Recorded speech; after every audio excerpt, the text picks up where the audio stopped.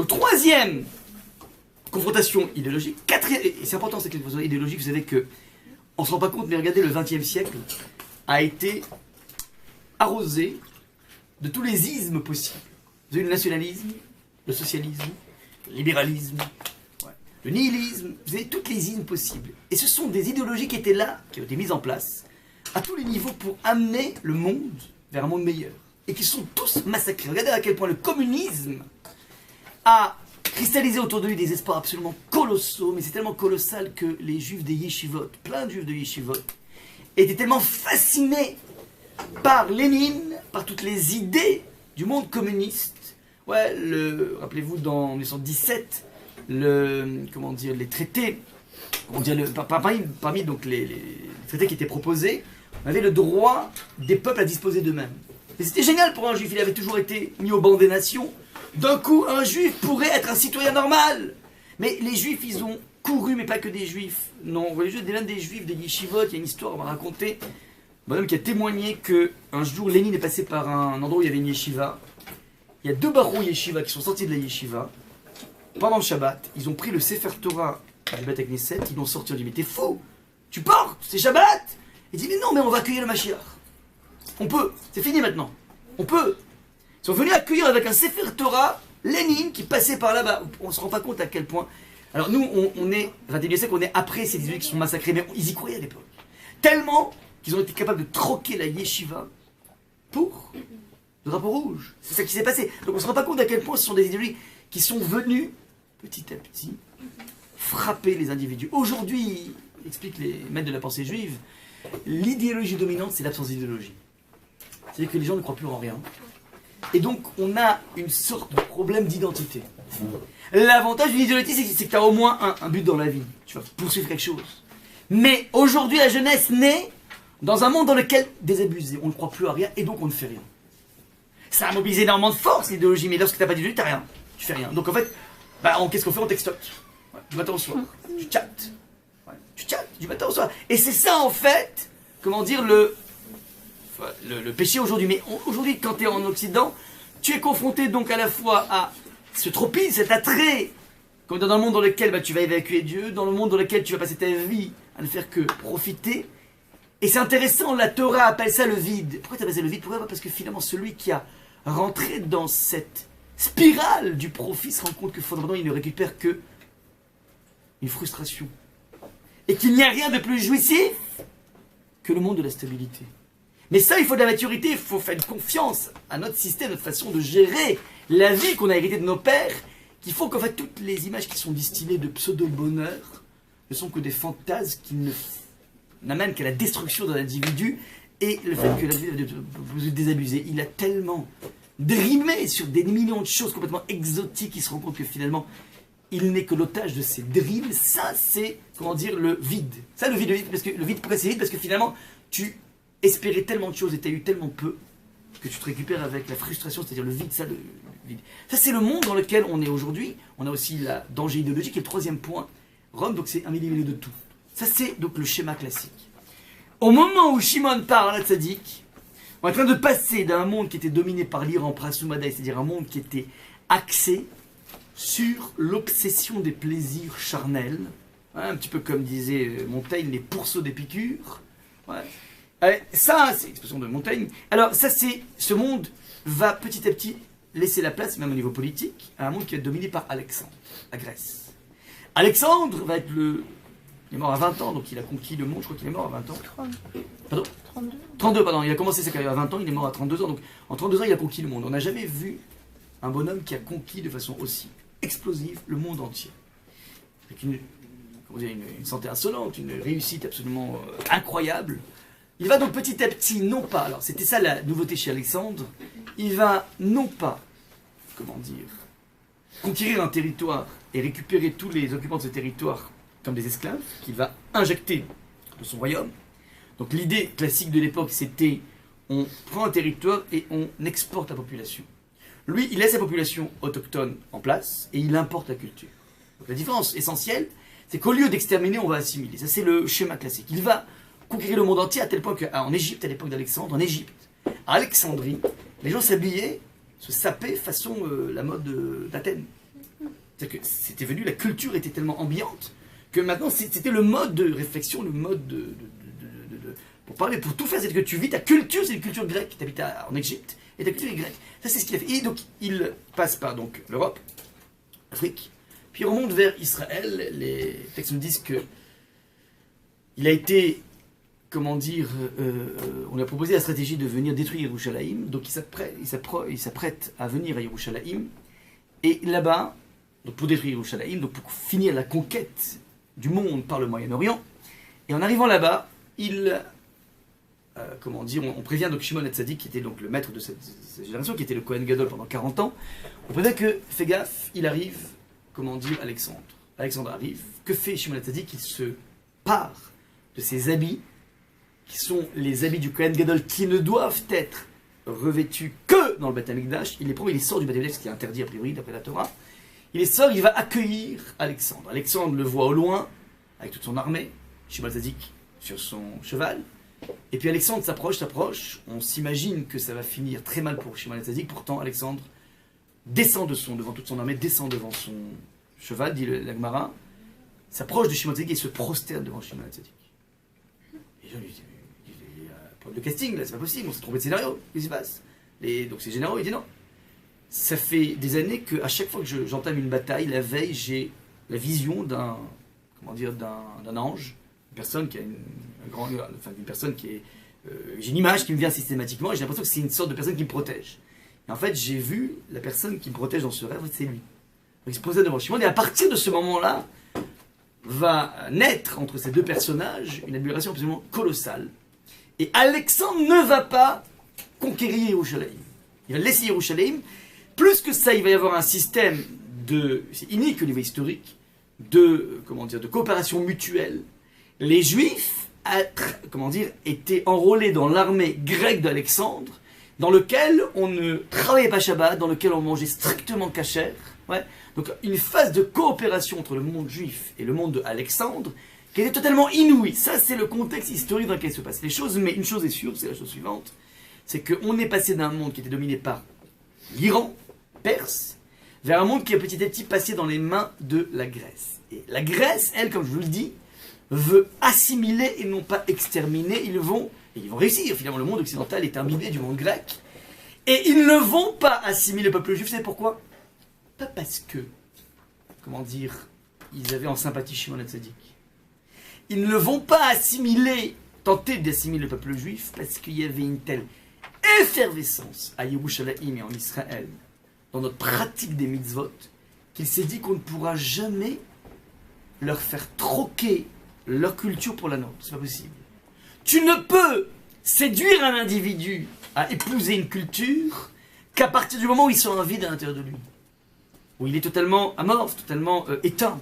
Ah, tu dis, tu sais quoi, tu as besoin de goût de vie, alors commence à réfléchir, commence à poser des questions, et tu vas petit à petit prendre conscience de ta grandeur, tu vas prendre conscience de ce qu'est l'homme, tu vas pouvoir arriver donc avec ces démarches existentielles, ces questions philosophiques, tu vas petit à petit arriver à accoucher un monde meilleur de ta vie. Ça, c'est la démarche, si vous voulez, classique d'assimilation. Pourquoi tu assimiles quelqu'un? Parce que tu penses que ça peut être mieux comme tu es que comme il est. Mais si le bonhomme, il crie son bonheur, il crie son équilibre, il crie, sa vie est criante de bonheur, tu ne pourras jamais l'attraper. Ouais. Donc il y a un point assez essentiel. Alexandre n'a aucune prétention sur Israël, non pas parce qu'il est sympathique, mais parce que ça ne servira à rien. Ouais. Sauf que 200 ans après, les descendants d'Alexandre vont, eux, assister à un spectacle. Donc c'est l'histoire de Hanouka, on aura l'occasion d'en parler, durant lequel les gens sont déjà amorphes. Les Juifs ont beaucoup moins d'effervescence. On fait les mitzvot de façon routinière. On fait parce qu'il faut faire, parce que le monde fonctionne comme ça, il faut faire, mais il n'y a plus aucune pêche, plus aucune effervescence, plus aucune stimulation. Et donc, à partir de là, si vous n'avez pas de pêche, alors vous savez, je vous propose quelque chose d'autre, disent les Grecs. Mais venez vous assimiler. Regardez comment c'est beaucoup plus brillant un traité de philosophie qu'un traité de Talmud. C'est ringard, vos vieux livres avec des toiles d'araignée dessus, tout poussiéreux. Mais regardez un petit peu la modalité, comme elle est belle. Donc, petit à petit, ce type de slogan commence à parler à une population qui, petit à petit, s'est déconnectée de sa propre sève. On a baissé en intensité, et donc, du coup, alors, il y a une porosité qui est possible, et donc on va petit à petit se laisser assimiler. Ça, c'est le contexte essentiel, et là, on passe les bases. 200 ans. Mais ça veut dire, Alexandre met les structures en place de partout dans le monde, il suffit qu'il y ait un relâchement au niveau du peuple juif qu'il va y avoir. Ouais, le Beth Amikdash existait, mais il était en chômage technique. Ouais, c'est-à-dire, c'était pas ça. Ouais, parce que petit à petit, c'est un monde qui est en train de changer, une idéologie nouvelle qui est en train d'amener, mais qui a amené quelque chose d'incroyable. On est passé d'un monde totalement paganiste à un monde totalement sauvage, pardon, à un monde totalement raffiné. Regardez ce qu'a amené le monde grec, comment c'est exceptionnel. Regardez, elle fait la finesse, la beauté, la recherche du beau, la recherche de l'équilibre. C'est exceptionnel ce qui a été mis en place par eux. Donc c'est indéniable qu'il y a une valeur là-dedans. Sauf qu'elle ne fait pas le poids par rapport à la Torah, mais encore faut-il le démontrer. Donc, je répète, c'est très important de comprendre que la démarche du Midrash, c'est de te dire la chose suivante. Quand toi, t'es pas au top, tu laisses la place à une forme de déviance qui va te renvoyer une image qui s'appelle un grand point d'interrogation. T'es sûr que c'est tellement équilibrant de respecter Hachem? T'es sûr que c'est tellement équilibrant d'être chemin Néguia? C'est sûr que c'est tellement équilibrant? Et toi, là-dedans, tu vas être capable de pouvoir te construire, comment dire, émerger et dire non, mais j'entends ce que vous dites, mais votre système, un système qui est en train de un système qui est à la base qui n'a aucun sens, et je vis dans une telle intensité dans la pratique des mitzvot que fondamentalement vous ne faites pas le poids, vous n'opérez même pas chez moi un quelconque attrait. Ça c'est toute la démarche. Donc le Midrash veut te dire la chose suivante, que ces confondus historiques ne sont pas un mektoub de l'histoire, une sorte de fatalité, mais c'est au contraire un tremplin de l'histoire. C'est-à-dire qu'on ne souhaitait pas ça, mais maintenant que tu es en face de ça, tu vas essayer d'assumer la chose. Alors soit tu vis dans la vie dans un ghetto et donc tu n'es pas perforé, mais aujourd'hui il n'y a plus de ghetto, parce que le wifi passe partout, donc tu vas tôt ou tard devoir te poser la question, mais qui me dit que c'est tellement plus épanouissant? Qui me dit que comment dire, qui me dit que ce qu'il distille comme idée n'est pas une idée vraie? Réponse. Plonge dans les textes, tu vas petit à petit pénétrer le texte, tu vas comprendre petit à petit à quel point tu vis une vie infiniment plus épanouissante. Et si pour l'instant tu ne la vis pas encore, c'est-à-dire que tu n'as pas encore assez pénétré le texte. C'est un petit peu ça l'idée, c'est-à-dire l'image que te distillent les nations autour de toi vont t'aider à voir où le bas blesse. Peut-être que dans ce qu'on a vu, dans cette recherche de plaisir effréné qui se trouve aujourd'hui, mais qui se trouvait déjà à l'époque de Haman et Rajorj, il y a une nouvelle réflexion à avoir par rapport à notre relation au monde charnel. Et donc, petit à petit, tu vas essayer de réfléchir et de dire, non, je ne vais plus faire les choses par tradition, je vais les faire par conviction. Ça va t'obliger à travailler, d'être convoqué à travailler ta conviction. Tu es convoqué à la conviction, c'est tout. Mais ça se travaille. C'est ça qu'il faut essayer de comprendre dans ce combat. Maintenant, en ce qui concerne notre Shimon, on est exactement à cette phase de transformation d'un monde qui était basé sur la raison du plus fort à un monde qui était basé sur la force de la raison. C'est la raison du plus fort, mais la force de la raison, c'est-à-dire, on amène un monde, la Grèce amène un monde qui est beaucoup plus raffiné, qui va, mettre réfléchir beaucoup sur la notion de beau, la notion d'harmonie, et il faudra donc que tu puisses essayer de voir dans quelle mesure le monde de la Torah n'est pas un monde anti-beau, anti-harmonie, anti-esthétique, mais que toutes ces notions sont incrustées dans la Torah et qu'elles ont un cadre, et un cadre même dans un service divin. Donc c'est un petit peu ça l'enjeu, qui est un jeu extrêmement subtil. Deuxième chose, Shimon arrive à un moment où on est dans une phase d'essoufflement au niveau de la prophétie, de la sagesse, c'est-à-dire que il y avait des prophètes et Shimon est un des derniers vestiges des gens de la grande assemblée. La prophétie n'existe plus. Il n'y a que 5 miracles qui opèrent dans le Beth Amikdash par rapport à 10 avant. Au premier temps, il y avait 10 miracles, dans le deuxième temps, il y a 2 miracles. C'est-à-dire que petit à petit, l'immanence d'Akadosh Baruch Hu est moins grande. On sent beaucoup moins la présence de Dieu. Mais quand tu sens beaucoup moins la présence de Dieu, ça te laisse la possibilité ça engendre forcément un monde dans lequel on va se réfugier vers d'autres croyances. Là, c'est tout à fait intéressant. De façon concomitante à la venue, à la disparition des miracles dans le deuxième temple, de façon concomitante à la disparition de la prophétie, il n'y a plus de prophète à partir des gens de la grande assemblée, de façon concomitante, apparaît Aristote dans le monde occidental et apparaît le bouddhisme dans le monde d'Extrême-Orient. Ça veut dire qu'ils viennent essayer de combler un manque d'une immanence d'Akadosh Baruch Hu qui est beaucoup moins immanente. C'est-à-dire Hachem, on le sent beaucoup moins. Donc on a une recherche de spiritualité qu'on va canaliser dans un sens qui s'appelle l'extrême-orient. Donc en fait, l'extrême-orient, dans le bouddhisme, ils essaient donc, à tout prix de. La philosophie, c'est d'essayer de vaincre la douleur. Et comment tu vaincre la douleur en faisant comme si tu n'avais pas de corps. Donc on va marcher sur des braises incandescentes, on va faire de la lévitation, on va faire des jeûnes très longs, du yoga. Tu te déconnectes de ton corps. Ceci pour éviter les souffrances. C'est une philosophie qui a été mise en place, mais qui fait l'économie de Dieu. Ouais. Mais qui est révélatrice d'un besoin de spiritualité. On ne peut pas faire l'économie de la spiritualité. Et dans le monde occidental, la philosophie qui va apparaître, qui va être une véritable réflexion par rapport à l'existant, par rapport à la chose, qui part du principe, peut-être que Dieu n'existe pas. Enfin, on n'est pas obligé de partir de cet axiome. C'est-à-dire que ce sont des courants qui naissent d'une a priori absence d'Akadosh Baruch Hu. Ça, c'est le contexte essentiel. Maintenant. Ça, c'est donc le contexte. Maintenant, à partir de là, on va bien pénétrer donc, le texte. Je vous ai marqué ici en jaune un commentaire de Barthénora. Donc, Shimon HaTzadik était le dernier membre des gens de la Grande Assemblée. Il avait l'habitude de dire. Le Barthénora, vous avez essayé de réfléchir à qu'est-ce que veut nous dire ici Barthénora dit. Ce que veut dire il avait l'habitude de dire, c'est-à-dire qu'il répétait ça sans cesse. Et à chaque fois que dans ce traité on dit tel Rav avait l'habitude de dire, donc on verra très souvent cette expression Ouaya Omer, Ouaya Omer, Ouaya Omer, il avait l'habitude de dire, ça veut dire qu'il répétait ça sans cesse. A votre avis, qu'est-ce que Barthénora a ajouté de plus que ce qui était marqué dans le texte? Le texte nous dit il avait l'habitude de dire, Barthénora rajoute Ayaragil Bepoumé, mais Ragil Bepoumé Tamid. C'était, il remettait ça sans cesse. A votre avis, qu'est-ce qu'il rajoute? Barthénora c'est un richon, il ne va pas dire des choses qui sont de la palissade. Est-ce que vous voyez une avancée essentielle entre ce qu'on lui avait marqué en jaune, il avait l'habitude de dire, et ce que rajoute Barthénora? En hébreu, on voit une différence, mais en français, non plus. Non mais ni en hébreu ni en français, moi j'ai envie de dire. En hébreu, on voit une différence entre Ouaya Omer et il avait l'habitude de dire, mais on voit une différence. Ouais. Et alors qu'en français, avoir l'habitude de dire et répéter sans cesse, c'est pareil. Mais c'est ça le commentaire de...